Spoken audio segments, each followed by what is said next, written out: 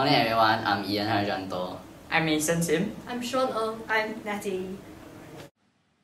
Water can be used for various common activities, such as drinking, water sports, washing hands, showering, washing cars, and many more. Water can also be used in ponds to maintain aquatic life. This is our school and science technologies eco pond. It supports many different types of plants and wildlife. This can be a man-made habitat. So, it being a man-made habitat, how do you know what kind of flora and fauna do we add to the pond? Now, let's show you a video of our friend at the natural habitat in Singapore.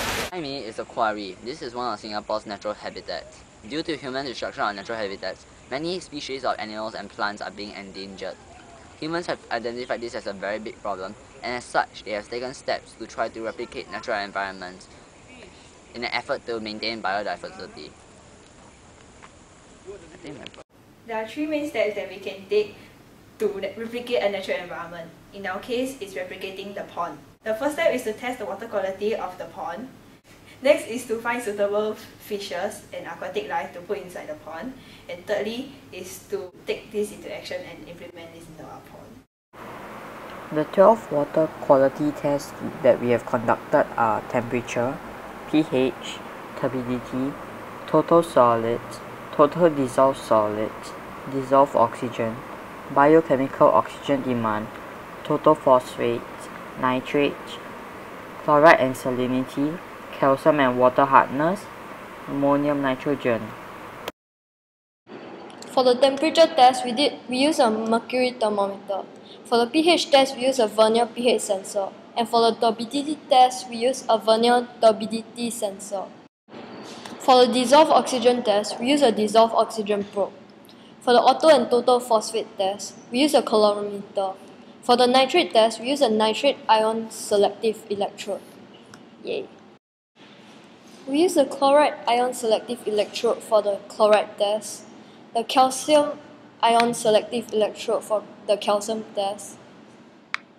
And here are our table of results. This shows that the distilled water has a temperature of 25 degrees, pond water has a temperature of 23.2 degrees, fresh water have a temperature of 25 degrees. Oh, okay, enough. I can help you summarize this entire table. So this table is basically saying that pond water and fresh water are very similar. This means that freshwater fishes that live in freshwater, obviously, will be able to survive in pond water. And this is what our project is trying to achieve, the implementation of freshwater fishes into our pond. That is the summary of the table. Some fishes that are able to survive in the pond water are koi's, comet goldfishes, and guppies. Research has shown that these fishes are able to survive in fresh water. This is extremely similar to pond water. This means that there is a high chance of survivability for these fishes. But to make sure that this is actually true, you have to place these fishes in the water for a long period of time and observe them. This is something that our group is interested to conduct. Yay! I've replicated my own man-made habitat. No, this is not man-made habitat. A good example of man-made habitat in our school is the eco pond.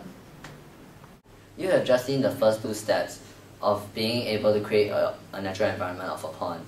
That is to find out the water quality and to find the fishes that are able to live in the pond. The last step is to finally implement all this knowledge that you have gathered to allow all these fishes to be able to live in this pond. This can be used as a guide for people who want to have a pond in their home, in their backyard, or even if they are scientists who would like to use this so that they can support aquatic life, whether it will be near to extinction or whether it just to be for further studies. We hope this has been informative. Thank you.